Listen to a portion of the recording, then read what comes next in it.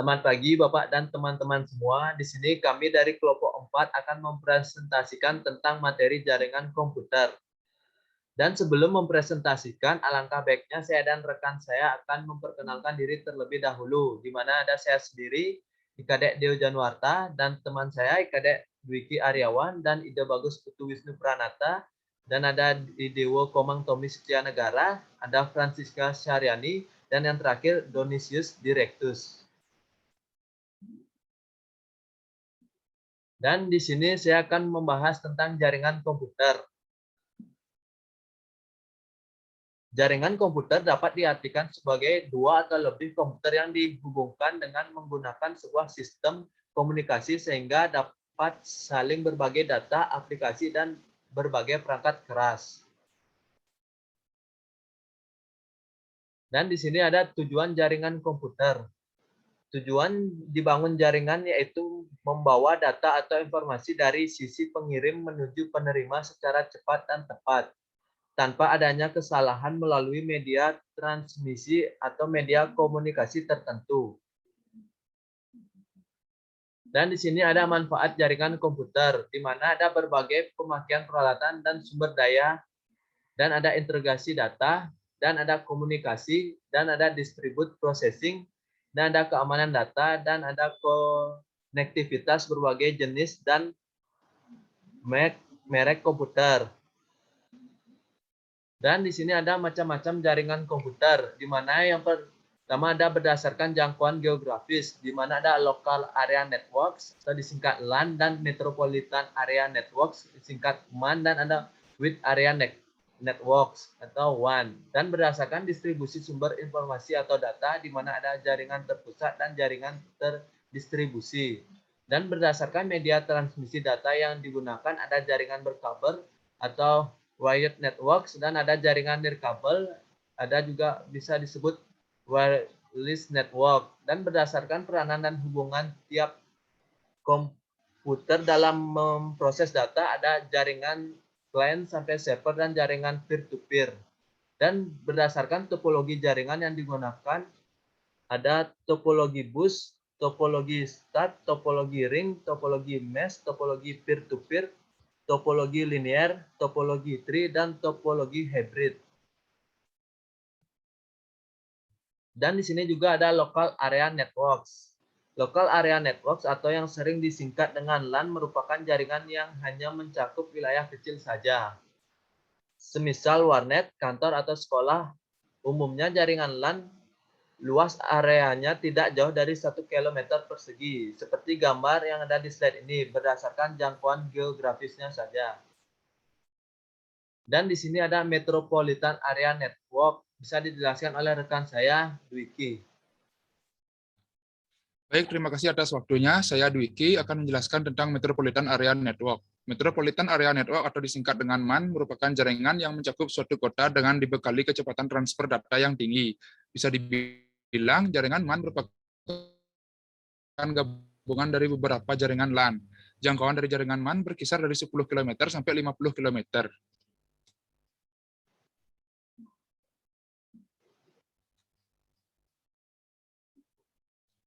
Selanjutnya yaitu ada Wide Area Network. Wide Area Network atau WAN merupakan jaringan yang luas jangkauannya mencakup daerah geografis yang luas, semisal sebuah negara bahkan benua. WAN umumnya digunakan untuk menghubungkan dua atau lebih jaringan lokal sehingga pengguna dapat berkomunikasi dengan pengguna lain meskipun berada di lokasi yang berbeda.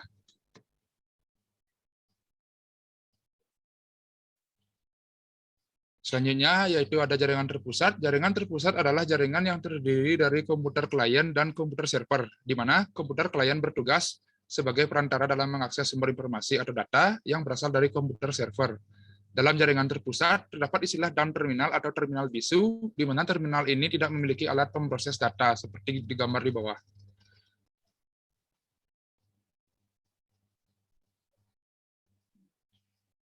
Selanjutnya ada jaringan terdistribusi. Jaringan ini merupakan hasil perpaduan dari beberapa jaringan terpusat, sehingga memungkinkan beberapa komputer server dan klien yang saling terhubung membentuk suatu sistem jaringan tertentu.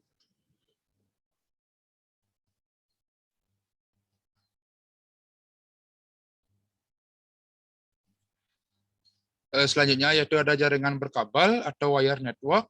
Media transmisi data yang digunakan dalam jaringan ini berupa kabel. Kabel tersebut digunakan untuk menghubungkan satu komputer dengan komputer yang lainnya agar bisa saling bertukar informasi atau data atau terhubung dengan internet. Salah satu media transmisi yang digunakan dalam wire network adalah kabel UTP.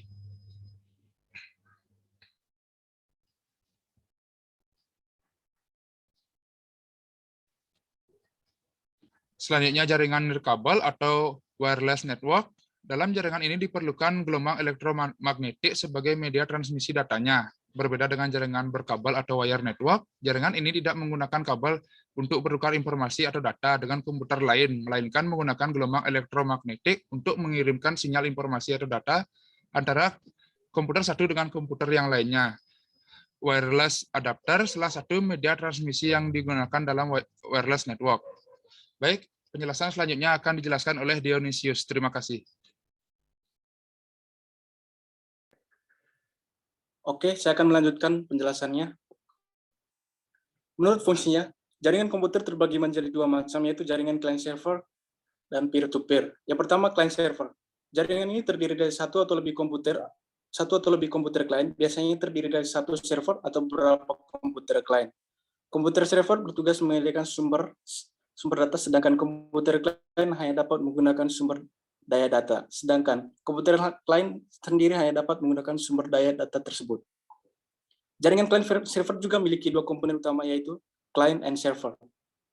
Sesuai namanya, server atau penyedia layanan komputer adalah untuk memberikan layanan untuk komputer klien, sedangkan layanan itu bisa berupa akses atau bahkan multi-service atau file server.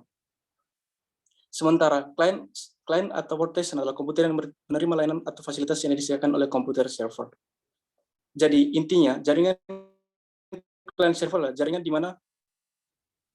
di mana dalam jaringan tersebut ada satu komputer yang sudah disediakan untuk menjadi server, dan komputer yang lain hanya bertindak sebagai client. Next.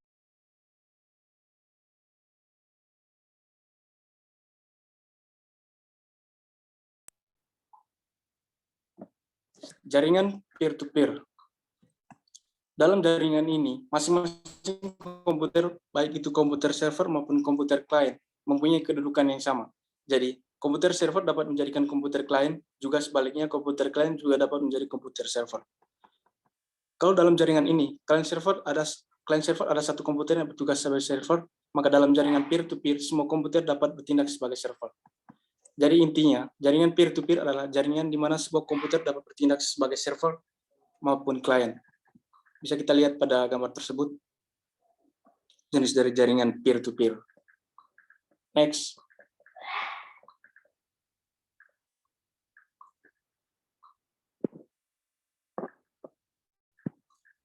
Protokol jaringan. Protokol jaringan merupakan aturan baku yang standar dan disetujui oleh berbagai pihak dalam telekomunikasi. Protokol yang umum adalah protokol TCP/IP. Singkatan protokol jaringan adalah sistem yang mengatur komunikasi, hubungan, dan perpindahan data dari sebuah komputer ke jaringan lain, ke komputer jaringan lain. Sistem ini menentukan aturan-aturan yang ditaati oleh perangkat pengirim dan juga penerima agar hubungan berjalan dengan baik. Sistem ini menentukan aturan teknologi protokol yang bisa dibilang sebagai media yang menghubungkan perangkat pengirim dan juga penerima untuk bisa saling komunikasi dan bertukar informasi. Awalnya protokol hanya digunakan untuk menghubungkan beberapa node saja, namun sering berjalannya perkembangan internet, munculnya berbagai jenis protokol yang berbeda.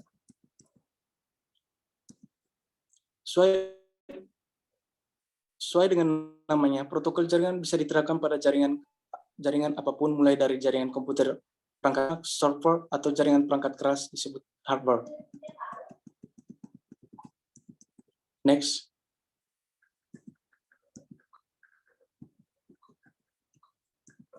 Adapun jenis-jenis protokol jaringan. Dengan banyaknya jaringan komputer yang ada saat ini, pasti ada juga banyak jenis protokol jaringan yang tersedia. Berikut adalah beberapa di antaranya.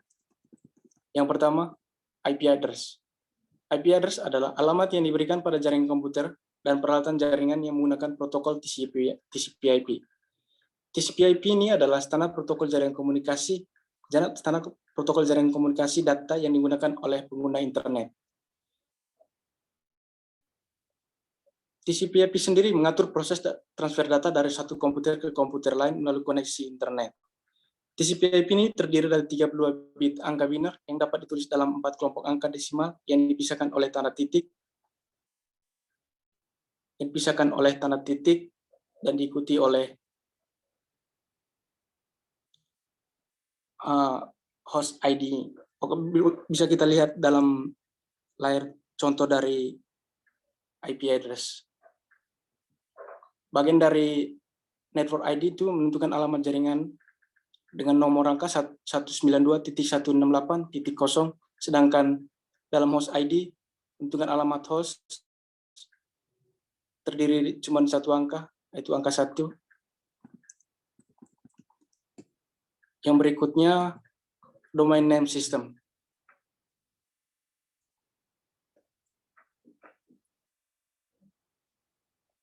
Protokol jaringan domain name system adalah sebuah distribut yang digunakan dalam pencarian nama komputer dalam sebuah jaringan TCP/IP. Domain name system juga merupakan suatu sistem yang memungkinkan nama suatu host pada jaringan komputer atau internet ditranslasikan menjadi IP address.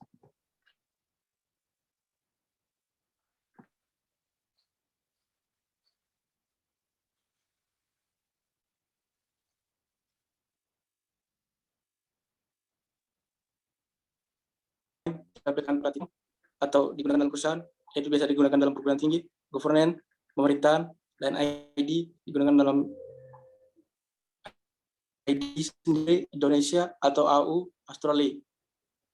Yang ketiga, second level domain, nama untuk organisasi atau perusahaan, misalnya Microsoft.com, Yahoo.com. Oke, next.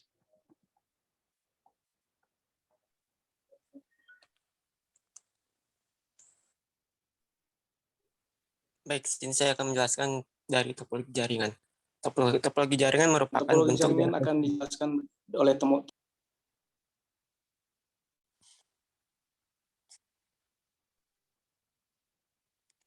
Sini saya akan menjelaskan dari topologi jaringan. Topologi jaringan merupakan bentuk atau struktur jaringan yang menghubungkan komputer satu dengan yang lain. Next. Sini ada topologi bus. Topologi bus merupakan teknologi yang media transmisinya menggunakan kabel tunggal atau kabel pusat yang menghubungkan klien dan server. Topologi bus bilang topologi yang cukup sederhana. Hal ini karena topologi bus hanya menggunakan sebuah kabel jenis koaksial di sepanjang node klien, dan pada umumnya ujung kabel koaksial tersebut biasanya diberikan T-konektor sebagai connect end-to-end. Next. Dan sini ada kelebihan dan kekurangan dari topologi bus. Kelebihannya ada satu, biaya instalasi yang dibilang sangat murah karena hanya menggunakan sedikit kabel. Yang kedua, penambahan klien dan workstation baru dapat dilakukan dengan mudah. Dan yang terakhir, topologi yang sangat sederhana dan mudah diaplikasikan. Dan kekurangannya dari topologi bus. Satu, jika salah satu kabel pada topologi jaringan bus putus atau bermasalah, hal tersebut dapat mengganggu komputer workstation. Yang kedua, proses shading mengirim atau receiving menerima pada data kurang efisien, biasanya sering terjadi tabrakan data pada topologi ini. Next. Nah, sini ada topologi star. Topologi star adalah topologi star atau bintang merupakan salah satu bentuk topologi jaringan yang biasanya menggunakan switch atau hub untuk menghubungkan klien satu dengan klien yang lain. Next. Nah, sini ada kelebihan dan kekurangan dari topologi star. Yang pertama ada apabila salah satu komputer mengalami masalah jaringan pada topologi ini tetap berjalan dan tidak mempengaruhi komputer yang lain. Yang kedua ada bersifat fleksibel. Yang ketiga ada tingkat keamanan yang bisa dibilang cukup baik daripada topologi bus. Yang keempat adalah kemudahan deteksi masalah, cukup mudah jika terjadi kerusakan pada jaringan. Dan kekurangan dari topologi star yaitu satu, jika switch atau hub yang notabene sebagai titik pusat mengalami masalah, maka Seluruh komputer yang terhubung pada topologi ini juga mengalami masalah. Yang kedua, cukup membutuhkan banyak kabel, jadi biaya yang dikeluarkan bisa dibilang cukup mahal. Yang ketiga, jaringan sangat tergantung pada terminal pusat. Next. Di sini ada topologi ring. Topologi ring atau cincin merupakan salah satu topologi jaringan yang menghubungkan satu komputer dengan komputer lainnya dalam suatu rangkaian melingkar mirip dengan cincin. Biasanya topologi ini hanya menggunakan LAN card untuk menghubungkan komputer satu dengan komputer lainnya. Next. Dan di sini ada kelebihan dan kekurangan dari topologi ring. Yang pertama, kelebihannya memiliki performa yang lebih baik daripada topologi bus. Yang kedua, mudah diimplementasikan. Yang ketiga, ada konfigurasi ulang dan instalasi perangkat baru bisa dibilang cukup mudah. Ada biaya instalasi cukup murah. Dan kekurangan dari topologi ring, yang pertama, kinerja komunikasi dalam topologi ini dinilai dari jumlah atau banyak titik atau node. Dua, ada troubleshooting bisa dibilang cukup rumit. Yang ketiga, jika salah satu koneksi putus, maka koneksi yang lain juga ikut putus. Yang terakhir, ada pada topologi ini biasanya terjadi collision tabrakan data. Next. Baik, di sini akan dijelaskan oleh teman saya.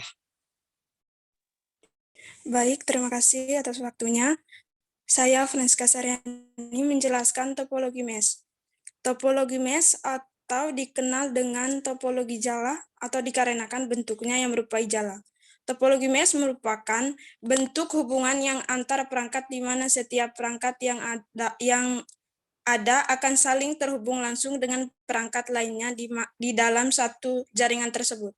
Topologi mesh merupakan bentuk topologi yang sangat cocok dalam hal pemilihan rute yang banyak. Next.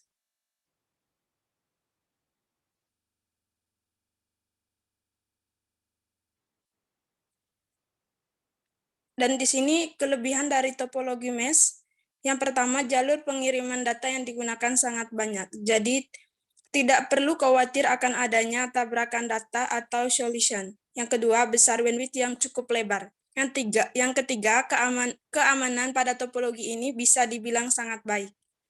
Kekurangan dari topologi mesh yang pertama, proses instalasi jaringan pada topologi ini sangatlah rumit. Yang kedua, membutuhkan banyak kabel. Yang ketiga, memakai biaya instalasi yang sangat mahal dikarenakan membutuhkan banyak kabel. Next.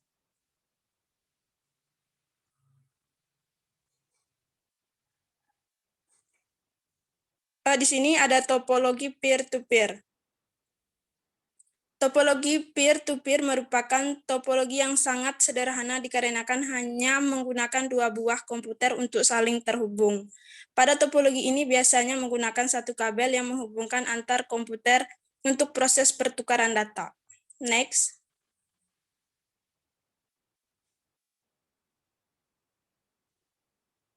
Di sini saya akan menjelaskan kelebihan dan kekurangan dari topologi peer-to-peer.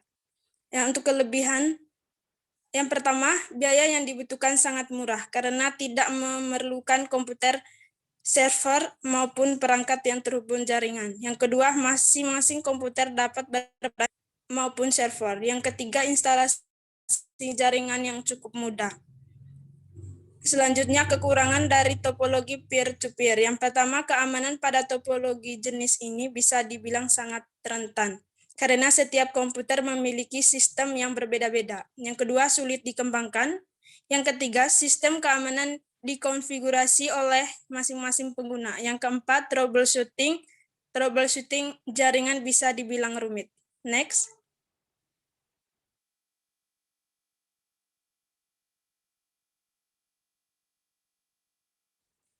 Di sini saya akan menjelaskan topologi linear. Topologi linear atau biasa disebut dengan topologi beruntut. Mengapa dikatakan topologi beruntut? Dikarenakan tata letak yang memang berurutan dan juga termasuk tata letaknya yang cukup aman. Pada topologi ini biasanya menggunakan satu kabel utama guna menghubungkan tiap titik sambungan pada setiap komputer. Next.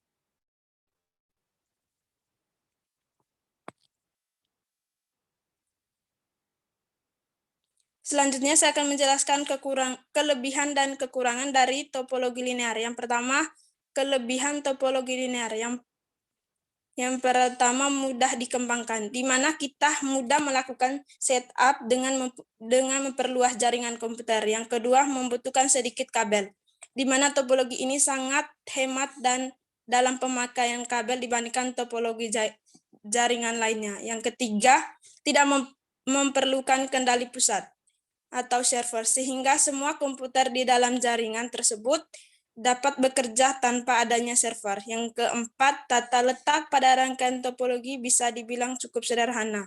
Mengapa? Karena dengan tata letaknya yang sederhana, kita tidak perlu terlalu rumit dalam pemasangan. Selanjutnya, kekurangan dari topologi linear. Yang pertama, memiliki kepadatan lalu lintas yang bisa dibilang cukup tinggi, sehingga bisa saja menyebabkan lemot atau crash. Yang kedua, keamanan data kurang baik, di mana proses security data yang ditransfer di dalam jaringan kurang begitu terjamin dalam keamanannya. Selanjutnya akan dijelaskan oleh teman saya, Wisnu Pranata. Baik, terima kasih atas waktunya. Saya akan menjelaskan tentang topologi tree. Topologi tree atau pohon merupakan topologi gabungan antara topologi star dan topologi bus. Topologi jaringan ini biasanya digunakan untuk interkoneksi antar sentral dengan hierarki yang berbeda-beda, seperti di foto. Next.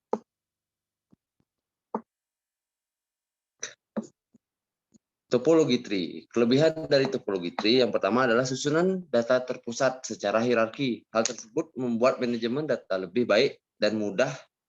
Dan yang kedua, mudah dikembangkan menjadi jaringan yang lebih luas lagi.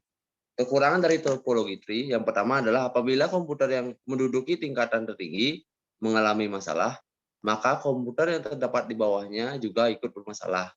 Yang kedua, kinerja jaringan pada topologi ini terbilang lambat. Dan yang ketiga, menggunakan banyak kabel dan kabel terbawah atau bisa disebut backbone yang merupakan pusat dari teknologi ini. Next. Topologi hybrid. Topologi hybrid adalah gabungan dari dua atau lebih topologi jaringan yang berbeda model, sehingga menjadi suatu bentuk baru pada sebuah jaringan komputer. Topologi hybrid tidak memperhatikan karakter atau ciri tertentu, sehingga apabila dilihat topologi ini memiliki desain yang lebih rumit dibandingkan dengan yang lainnya. Next. Topologi hybrid. Kelebihan dari topologi hybrid yang pertama fleksibel, yang kedua penambahan koneksi lainnya sangatlah mudah. Dan kekurangan dari topologi hybrid yang pertama adalah pengolahan pada jaringan ini sangat sulit. Yang kedua, biaya pembangunan pada topologi ini juga terbilang mahal. Dan yang ketiga, instalasi dan konfigurasi jaringan pada topologi ini bisa dibilang cukup rumit karena terdapat topologi yang berbeda-beda. Sekian dari presentasi kami. Mohon maaf jika ada salah kata. Terima kasih atas perhatiannya.